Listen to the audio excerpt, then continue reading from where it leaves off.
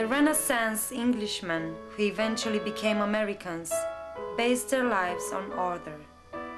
They were certain, above everything else, of a universal principle which guaranteed the civilized and disciplined relations to each other and to the world in which they lived. This made their life in society possible. It was a principle expressed in the progress of civilized men.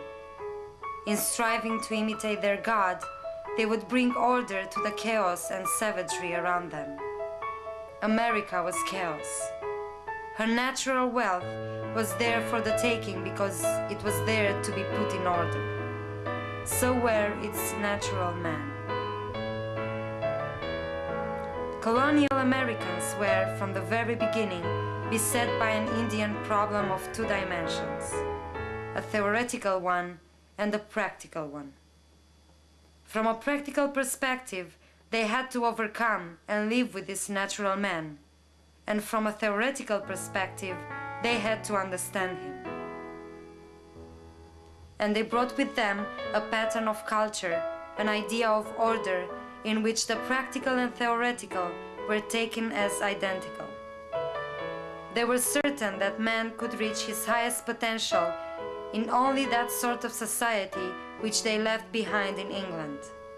Here in America, it would be possible to realize such a society at its purest and most abundant form.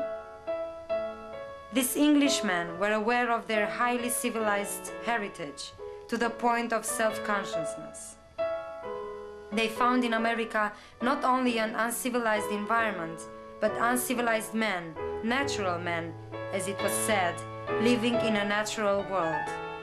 And they also knew that the only way to civilize a world was to civilize the man in it. Theoretically, savages as men were capable of being civilized. Practically, they had to be. But in the long run, practice did not support theory. The Indians were not civilized, they were destroyed.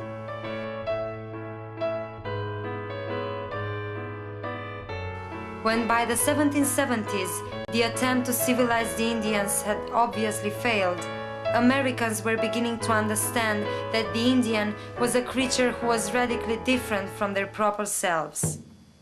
They soon realized that he was bound to his primitive past, his primitive society, and his primitive environment. Everywhere in the colonies we see efforts to understand the Indian as someone to be lived with. A being whose way of life was simply a corrupt variant of the particular way of life of his civilized neighbors. A creature who could surely be brought to civilization.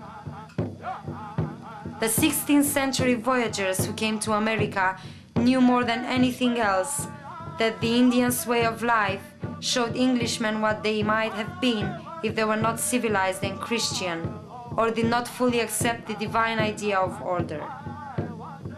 Viewed from the perspective of an ordered, civil nature toward which all men must aspire, the Indian seemed to have fallen as far away from his proper state as he could, and yet remain human.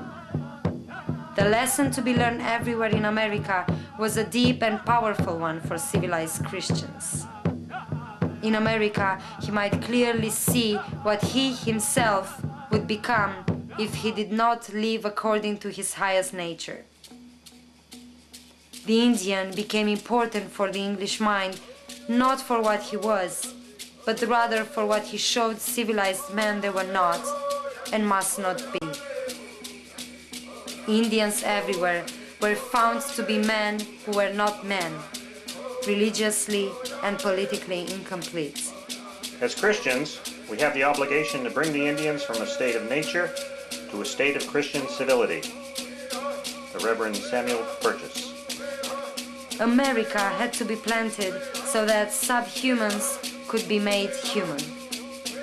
By the providence of Almighty God, hereafter tend to the glory of His Divine Majesty in propagating the Christian religion to such people as yet live in darkness and miserable ignorance of the true knowledge and the worship of God, and may in time bring the infidels and savages living in those parts to human civility and to a settled and quiet government. Success in empire building and in trade was to be measured by success in civilizing and Christianizing. Success in civilizing and Christianizing would assure success in empire building and in trade, while the Indian, in his savage nature, stood everywhere as a challenge to order and reason and civilization.